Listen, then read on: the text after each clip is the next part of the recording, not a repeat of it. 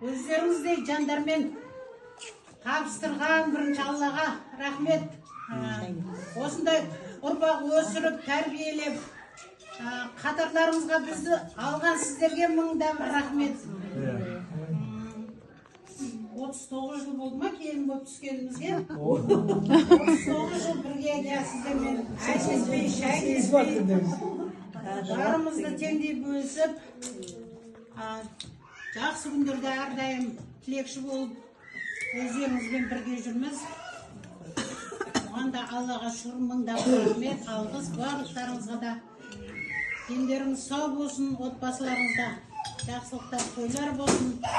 Өсірген ұл қыздың рахатын, қызығын көруді Алла нәсіп етсін. Құндызға рахмет, сонау жерден папаның мерейтойы деп келіп отырған қыз деген қайда жүрсе де тілекші.